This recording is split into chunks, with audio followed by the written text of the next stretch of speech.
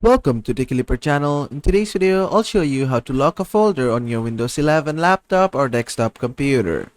Now, just go inside a folder. For example, let's say I want to lock this folder. To lock this folder, what I need to do is just right click here, then click on new, then click on text document, then just name it as, let's say, code.bat. Make sure the extension is .bat or .bat. Click on enter, click on yes. Then just right click on it, click on edit in notepad, then just put this code inside this. You'll find this code in the description or the comment of this video. Now you need to search here for your password. Now here you need to change your password with the password that you want to set. For example, 123. I want to set the password to 123, so I'm just gonna save this.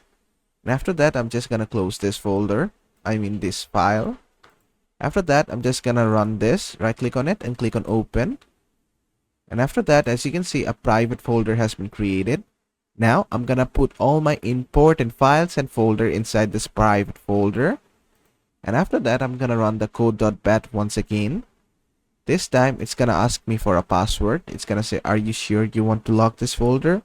I'm just gonna say yes. After that, as you can see, the folder has been locked and it has been hidden. Now, how do you access the folder? To access it, what you need to do is just run this code.bat again. And this time, it's going to ask you for the password.